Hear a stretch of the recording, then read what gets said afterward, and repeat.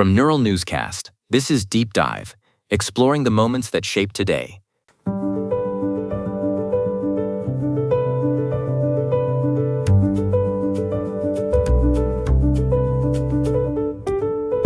Before the internet, before the telephone, even before the light bulb, there was a single sentence that changed the trajectory of human connection.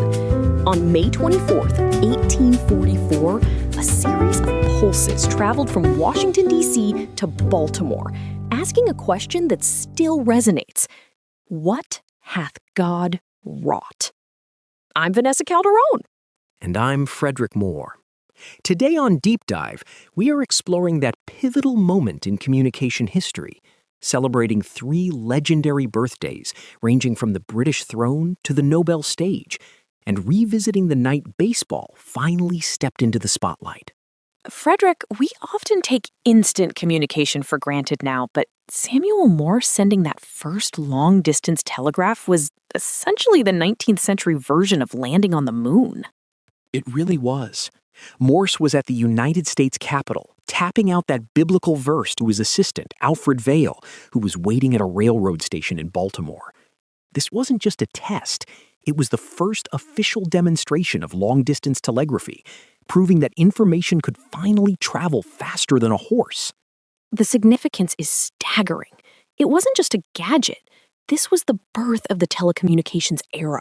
It reshaped how wars were fought, how news was reported, and even how business was conducted globally. Suddenly, the world felt much smaller. Exactly. That infrastructure laid the foundation for everything from the telephone to the fiber optic cables we depend on today. It was the moment we entered a truly connected world. While Morse was connecting cities, today's birthdays connected generations. We have 3 major figures to discuss, starting in 1819 with the woman who gave her name to an entire era, Queen Victoria. Victoria is a fascinating study.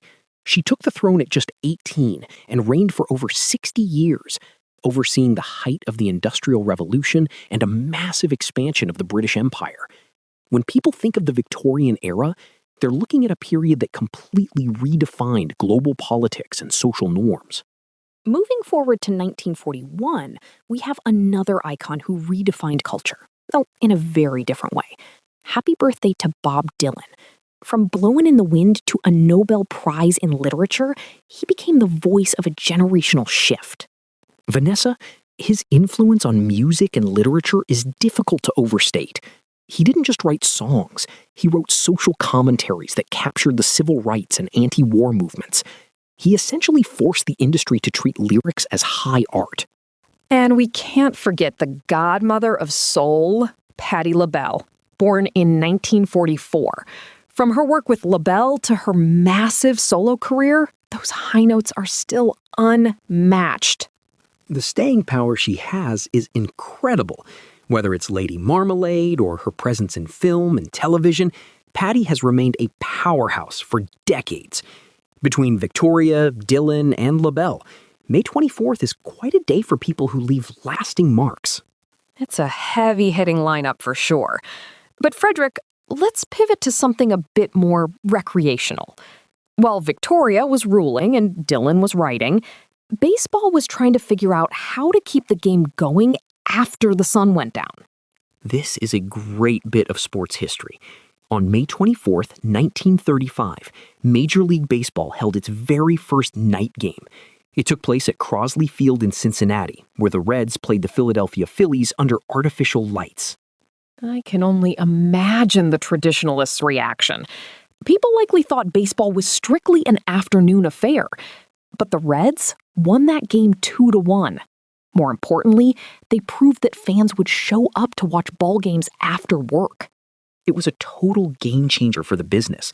Before this, most fans could only attend on weekends or by taking time off. Night games opened the stadium doors to the working class, and eventually it became the league standard. You can find more details on these stories at deepdive.neuralnewscast.com. From the first telegraph message to the first night game, May 24th seems to be a day for breaking through barriers and trying something new. It's a reminder that progress often starts with a single experiment. whether it's a wire in a basement or a lamp on a field. I am Frederick Moore. And I'm Vanessa Calderon. Deep Dive is AI-assisted, human-reviewed. Explore history every day on Neural Newscast. We'll see you tomorrow. This has been Deep Dive on Neural Newscast, exploring the moments that shape today.